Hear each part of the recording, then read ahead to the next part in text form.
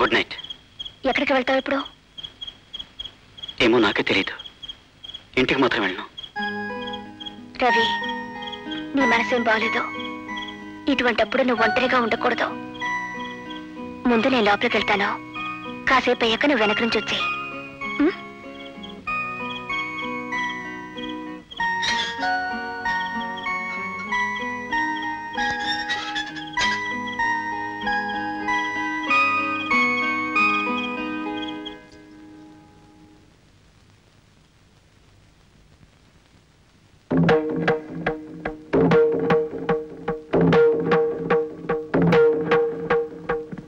Sorry Rajani, నువ్వే సంజాయిషి చెప్పినా వెళ్ళదలుచుకోలేదు. ఈ సేవా సదనానికి ఓ పరువు ప్రతిష్టలంటూ ఉన్నాయి. అవి గంగలో కలిసిపోతాయి. ఈ సంగతి అందరికీ తెలిసి అల్లరి కాకముందే నువ్వు ఇక్కడి నుంచి వెళ్ళిపోవడం మంచిది. Sorry. No, we're very sorry. Our decision is final.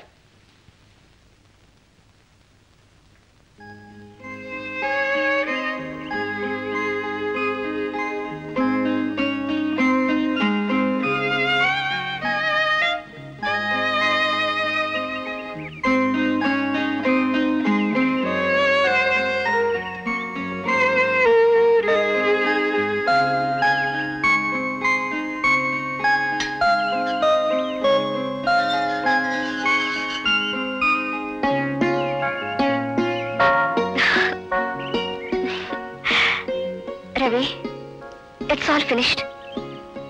ఇక మన దొంగతనంగా కలుసుకోనక్కర్లేదు. రజని, మామూలుగా మనం అనుకున్నవి జరగవు, కానీ ఈసారి మాత్రం అనుకున్నది అనుకున్నట్టు జరిగింది. ఇలాంటిదేదో జరుగుతుందని ఊహించే పొద్దున్నే వచ్చాను. రవివి కదా, అందుకే వచ్చావు. సారీ రజని, నా మూలంగా. నెవర్మైండ్ రవి, నీకోసారి చెప్పాను గుర్తుందా? హాస్టల్ నుంచి బయటికి పంపిస్తే నాది అని చెప్పుకోవడానికి అంగుళ స్థలం కూడా లేదని. బట్ ఇప్పుడు కనుచూపు మేరలో కనిపించేదంతా నాదే, కానీ నాది కాదు. తమాషగా లేదు రవి? ఒక జీవితం ముగిసింది. ఇక మనకి హాస్టల్ లేదు, రూల్స్ లేవు, అడిగేవాళ్ళు లేరు, అన్నం పెట్టేవాళ్ళు లేరు. No fears Ravi, no fears at all. Rajani, నేను నీవాణ్ణేగా. అయితే నా ఇల్లు కూడా నీదే అనుకో. కానీ రవి. రవి రాలేదా? వస్తాడు. ఇల్లు తల్లి గుర్తొచ్చినప్పుడు. మీరు తినండి.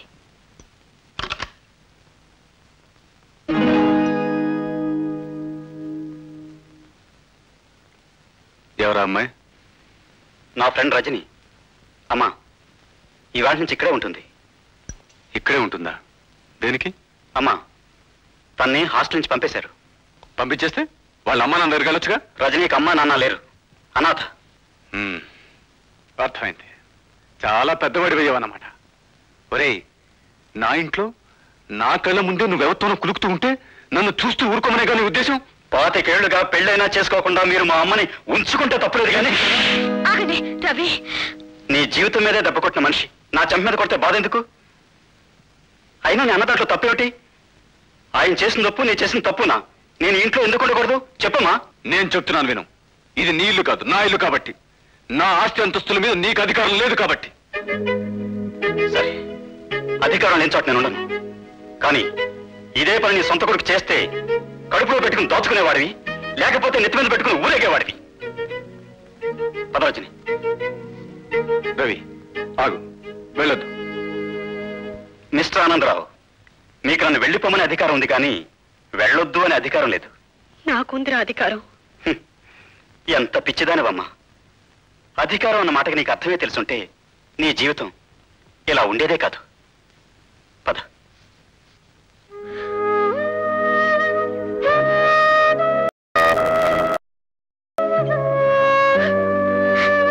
తలవంచని అభిమానం హరియుచదు అవమానం,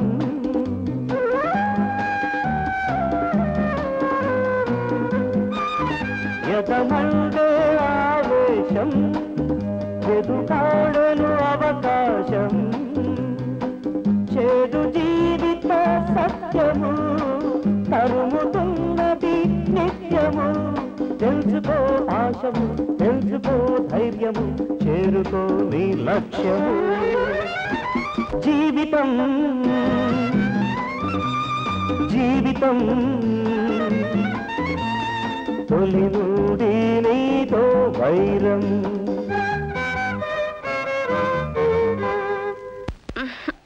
రవి నాకు ఆకలేస్తుంది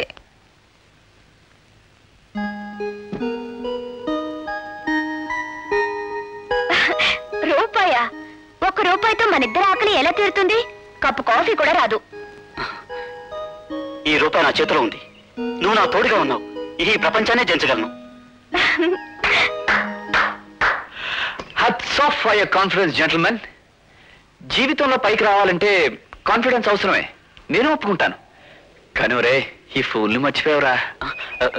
అది కాదురా, ఇంకేం మాట్లాడద్దు. కారెక్కు get into the car అయితే రామ్మా. ఎలా ఉందిరా? ఎలా ఉన్నా మాకిది ప్యాలెస్ రా. జాగ్రత్త. ఒరే మొట్టమొదటిసారి నేను ఇక్కడే కాపురం పెట్టాను రా. కాపురం? అదే హోటల్ పెట్టాను. అప్పుడు ఊళ్ళో అంతా ఇది అబ్బాయి హోటల్ అని చాలా గొప్పగా చెప్పుకునేవాళ్ళే. చూడ్చలేమా, నీకు ఈ షెడ్ ఓకే అయితే రేపే శుభ్రం చేయిస్తాను. నువ్వెందుకు శుభ్రం చేయించడం? రజనీ ఉందిగా. మాంగళ్య ధారణ కానివ్వండి బాబు. మాంగళ్యం తంతునానేన మమ జీవన హేతునాం కంఠే బధ్నామి సుభగే మాంగళ్య ధారణ ముహూర్త శుభముహూర్త వస్తు. దీర్ఘాయుష్మాన్ భవ, పుత్ర పౌత్రాభివృద్ధిరస్తు. ఆశీర్వదించు బాబు. ఆచార్య గారు, బ్రహ్మచారులు ఆశీర్వదించొచ్చా? ఓ, మీరు మంత్రాలవన్నీ సరిగా చదివారా?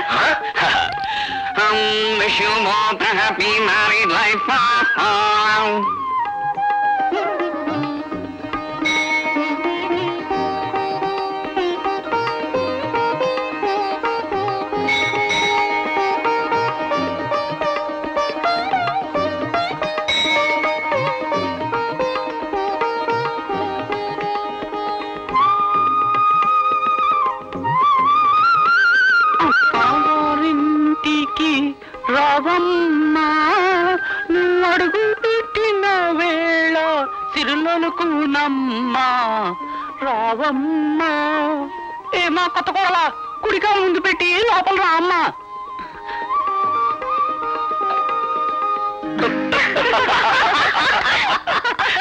పెద్ద ముత్తైదులా ఏమిటో వేషం? ముత్తైదునైనా ముఖ్యునైనా ఇప్పుడు నేనేగా. ఏమా కొత్త కోడల నీకు వంట శాతం ఉన్నా? చాలా బాగా చేస్తానండి అత్తగారు.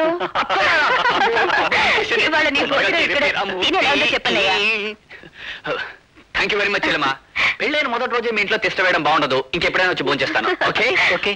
Wish you both happy first night. Thank you very much. ఒరే డియట్, తొందరగా నాకు అల్లుడిని ఇవ్వాలని ప్రయత్నించకండి. ఆలస్యమైనా పర్వాలేదు. టేక్ యూర్ ఓన్ టైం నాన్న.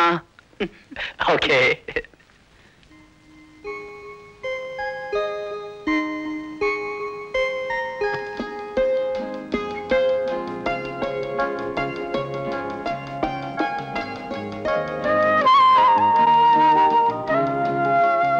ఏమిటిది?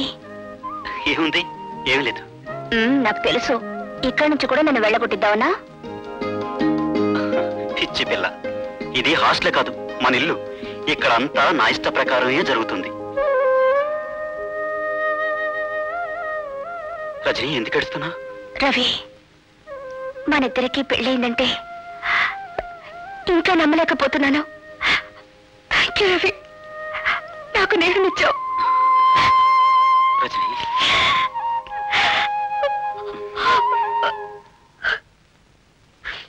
ఎందుకు ఏడుపు? ఇప్పుడు ఏమైందని? ఇంతకన్నా ఏం కావాలి? ఉన్నదొక కొడుకు. వాడి పెళ్ళైన శాస్త్ర ప్రకారం జరిగితే చూసి ఆనందిద్దాం అనుకున్నాను. అటువంటిది దిక్కులేని వాళ్ళ గుళ్ళో పెళ్లి చేసుకున్నాడు. దానికి నేనా బాధ్యుణ్ణి? అవును, మీరే. ఇంత ఇల్లు ఉండి కూడా వాడు అనాథలా కార్ షెడ్ లో కాపురం ఉంటున్నాడు. వాడు కార్ షెడ్ లో ఉంటే దానికి కారణం నేను. నీ ఏడుపు కారణం నేను. వాడి పెళ్లి గుళ్ళో జరిగితే దానికి కారణం నేను. ఈ కష్టాలన్నిటికీ కారణం నేనే. సరేనా? ఓకే, ఇప్పుడు నీ కొడుకు నీకు కావాలి అంతేగా? ఇప్పుడే వెళ్ళి వాడి చేతులు కాదు, అవసరమైతే వాడి కాళ్ళు పట్టుకుని క్షమించమని బ్రతిమాలు అడిగి ఇంటికి తీసుకొస్తాను. సరేనా? ఇకనైనా ఏడు పాపు. మళ్ళీ ఏ గుండె నొప్పి వస్తుంది?